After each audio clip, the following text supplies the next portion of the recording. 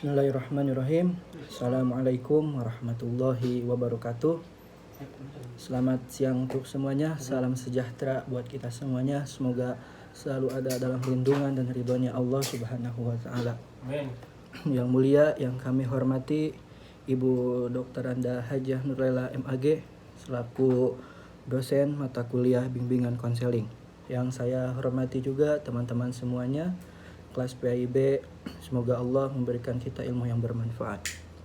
Baik, kali ini saya akan memaparkan materi hasil laporan observasi bimbingan konseling saya yang berlokasikan di MTS Salafiyah Cirebon.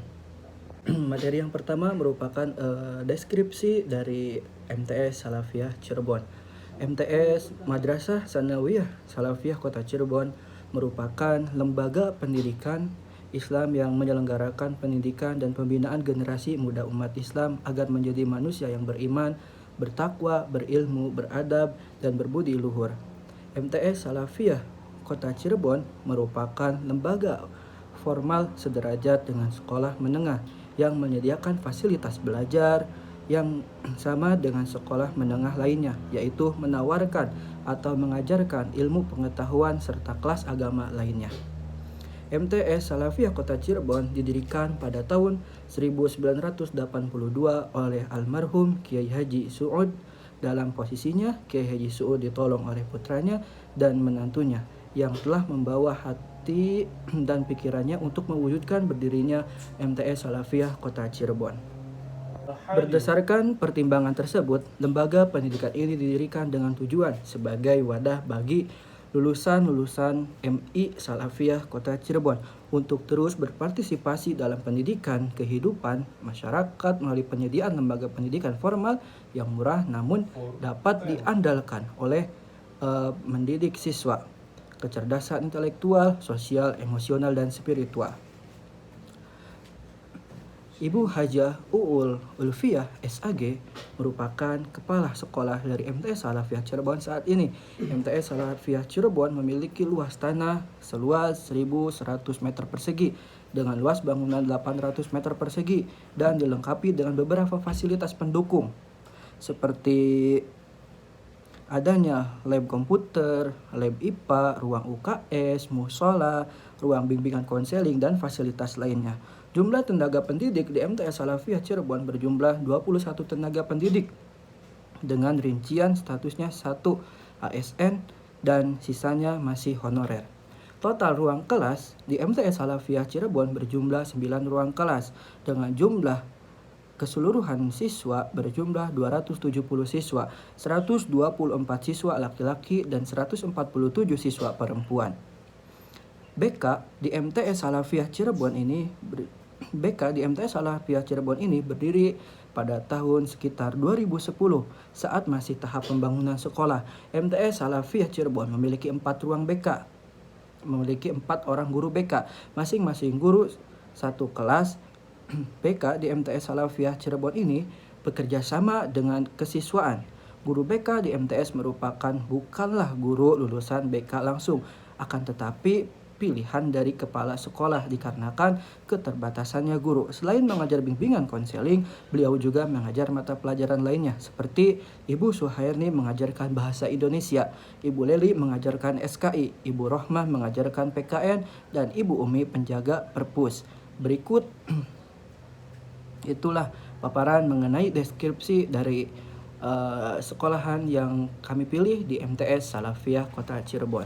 Selanjutnya yaitu program-program yang disediakan di MTS Salafiyah Cirebon. Berikut merupakan program-program yang diberikan bimbingan konseling di MTS Salafiyah Cirebon. Yang pertama ialah layanan orientasi.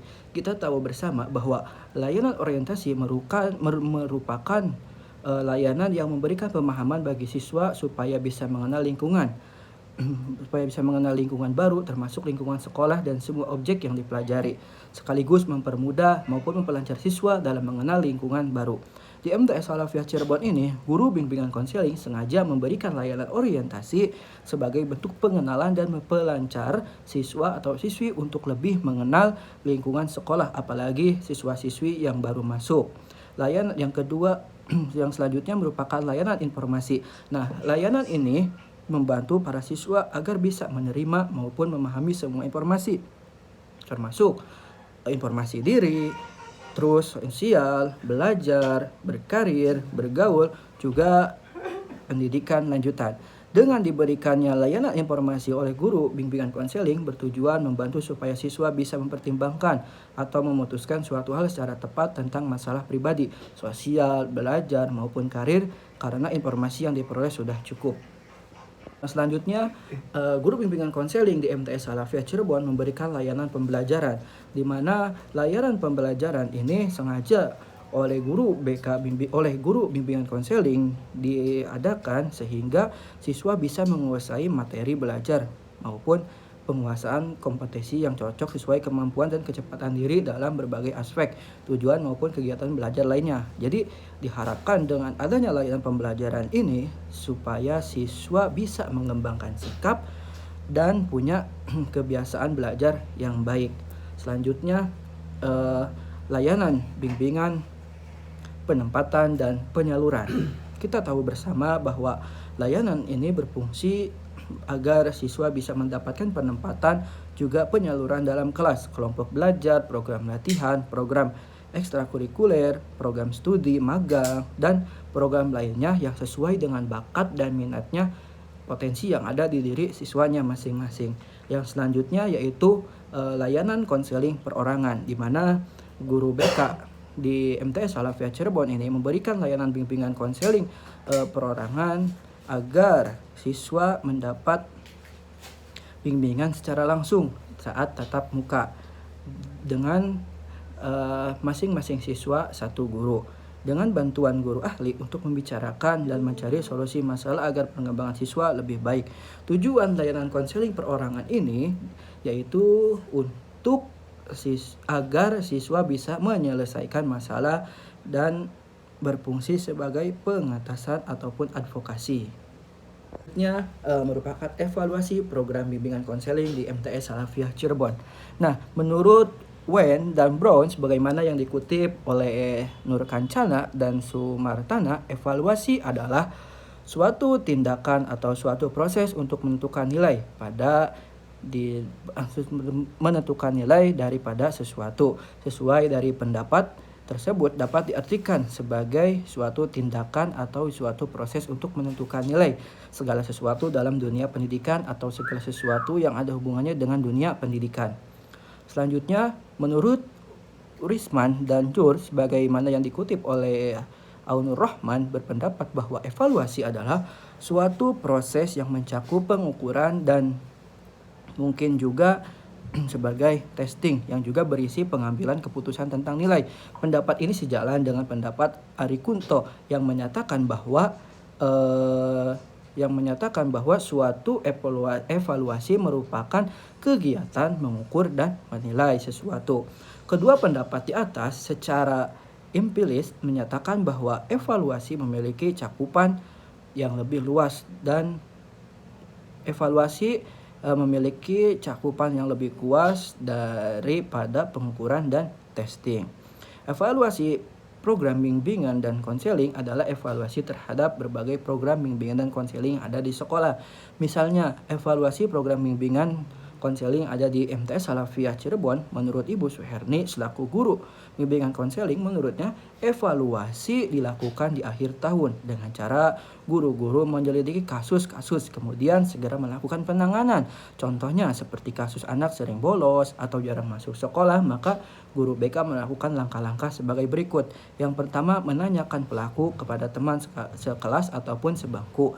Yang kedua, bekerja sama dengan wali kelas dengan cara menghubungi terlebih dahulu. Yang ketiga, jika tidak ada respon dari pelaku, maka guru bimbingan konseling akan mendatangi rumah pelaku tersebut sambil menanyakan kepada orang tua alasan anak tersebut tidak masuk atau sering bolos. Yang keempat, kemudian disinilah guru BK akan melakukan evaluasi bagaimana cara penanganan yang tepat untuk masalah kasus tersebut. Dari selanjutnya yaitu analisis dari observasi. Nah, setelah kami melakukan observasi langsung di MTS Salafiyah Cirebon, menurut saya bahwasanya tindakan yang dilakukan guru bimbingan konseling terhadap siswa yang bermasalah sudah sesuai dengan teori.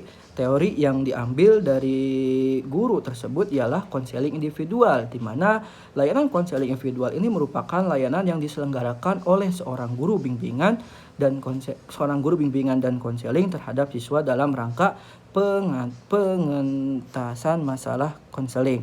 Selanjutnya, menurut Yusuf dan kawan-kawan, beliau mengatakan bahwa konseling individu adalah hubungan yang dilakukan secara tatap muka antar konselor dan konseling, yaitu yang mana konselor sebagai seorang yang memiliki kompetensi khusus memberikan suatu situasi belajar kepada klien yang sebagai orang normal untuk dibantu dalam mengetahui dirinya, situasi yang dihadapi dan masa depan, sehingga klien dapat menggunakan potensinya untuk mencapai kebahagiaan pribadi maupun sosial. Selanjutnya, perilaku manusia yang tidak tepat atau salah dapat dilatih dengan kontrol dimanipulasi sesuai harapan.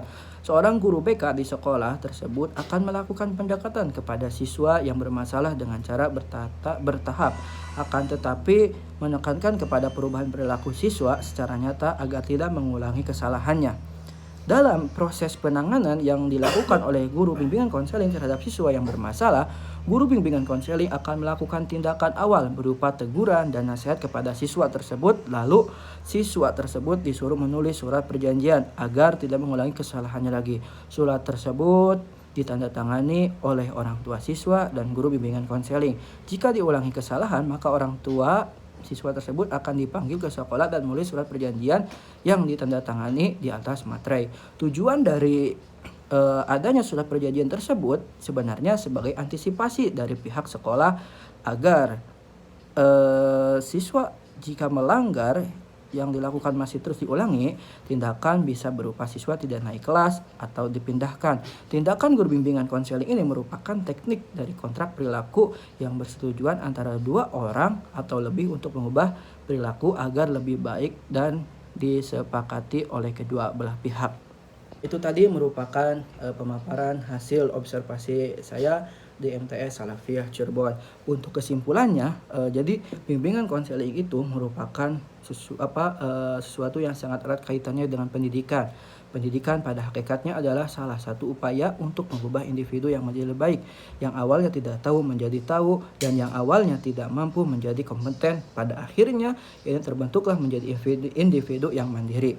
Pelaksanaan program bimbingan konseling di MTS Salafiyah Cirebon cukup baik karena guru bimbingan konseling aktif dalam melaksanakan tugasnya. Selain menjadi guru mata pelajaran lain dalam mengatasi masalah, guru bimbingan konseling di MTS Salafiyah ini selalu berdiskusi atau berkoordinasi dengan wakil kesiswaan bagaimana cara mengatasi masalah tersebut.